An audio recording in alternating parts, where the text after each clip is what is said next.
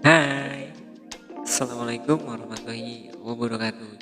Jumpa lagi kita di Edlin Family.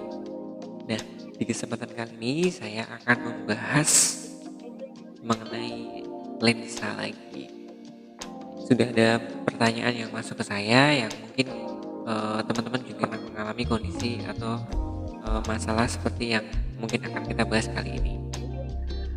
Nah, pertanyaan yang sudah masuk adalah, Mas, kalau semisal nih saya punya kacamata, saya bosan nih dengan bentuk frame-nya kok kayaknya gitu-gitu aja ya Mas. Nah, kalau semisal saya mau ganti frame tapi lensanya masih bagus nih, kira-kira bisa nggak? Ada yang nggak pernah mengalami kondisi seperti itu? Nah, sekarang saya akan jawab. Jangan lupa ya di like, share, and subscribe. Klik tombol loncengnya. Kalau kita bicara bisa, bisa, tapi saya tidak merekomendasikannya.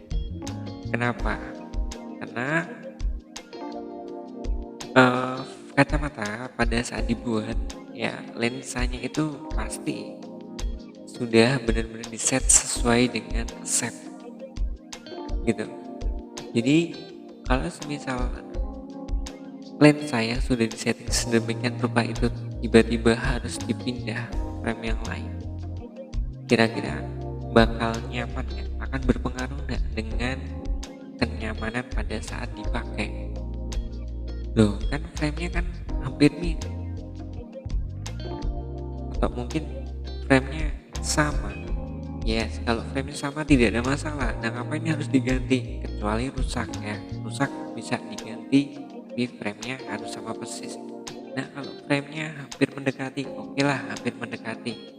Mungkin efeknya tidak akan terlalu jauh. Nah, kalau frame-nya itu berbeda, gimana? Berbeda cukup jauh kan? Yang penting eh, lebih kecil frame-nya, nanti tinggal dipotong aja. Nah, itu permasalahannya. Pada saat kita melakukan proses pemotongan lensa biar masuk ke bingkai yang baru, apakah benar-benar dilakukan dengan baik, presisi? Nah, ada beberapa contoh lensa yang sulit sekali untuk dirubah, ya, adalah lensa progresif. Padahal lensa ini tuh tergolong lensa yang mahal, lensa yang nggak sembarangan gitu. Nah, kalau lensanya ini dirubah bentuknya, apakah bisa menjamin kenyamanannya akan sama dan tidak akan merubah kenyamanan jauh lebih gak nyaman lagi? Kan repot banget seperti itu.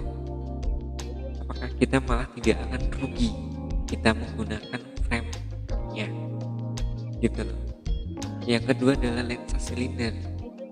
Lensa silinder itu pada saat di resepnya kan tertulis di situ ada aksisnya, kemiringan lensanya. Nah, kalau misal pada saat proses pemotongan lensa itu aksisnya tidak bisa sama lagi seperti yang lama, apakah bisa menjamin lensanya itu bakal nyaman?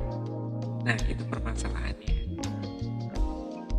Gitu loh. Kalau pertimbangan kita cuma sekedar bisa masuk, tapi dari segi kenyamanan pasti akan berbeda. Nah, kalau semisal dulu kita beli lensa sudah bagus, sudah disetting dengan sedemikian rupa, resepnya juga sudah benar, semuanya sudah bagus gitu ya, tiba-tiba harus dirubah, apakah itu bisa menjamin nyamanannya gitu? Soalnya kalau frame-nya murah, mungkin kalau nggak nyaman ya udah kita ganti lagi aja lensanya. Nah, mungkin bisa, tapi dari segi kesehatan juga tidak direkomendasi pasti ya. Begitu teman-teman ya, akan lebih bijak kalau kita sebelum mengganti lensa itu diperhatikan kondisi frame-nya masih bagus nggak, benar-benar kita sukai nggak, sudah pas atau belum. Nah, baru kita memutuskan untuk mengganti lensanya. Tapi kalau kondisinya memang belum sesuai dengan apa yang diinginkan, kita masih mungkin pengen ganti lagi bentuk frame-nya.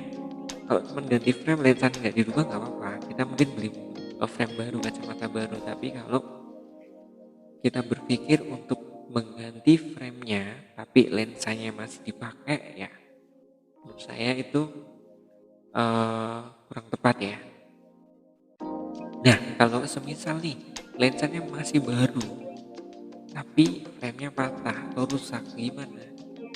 Ya, solusinya memang harus dicarikan frame yang sama persis. Ya, sama persis. Kalau mendekati gimana? Ya, kalau mendekati mungkin sedikit ya resiko untuk melesetnya gitu. Tapi kalau bentuknya berbeda itu sangat tidak direkomendasi. Jadi pastikan sebelum teman-teman memutuskan untuk mengganti lensa, saran saya adalah diperhatikan dulu bentuk frame-nya memang sudah sesuai belum dengan keinginan kita. Baru lensa bisa diproses atau bisa dibuatkan lensanya. Gitu. Baik, semoga apa yang saya sampaikan bisa bermanfaat ya. Mungkin tidak akan terlalu panjang. Jangan lupa tetap stay di Edilin Family Channel. Kita akan bahas hal seputar optik di sini ya. Jadi kalau ada pertanyaan bisa ditulis di kolom komentar. Baik, tetap di Edilin Family Channel. Masih dengan saya, Edi Toleh.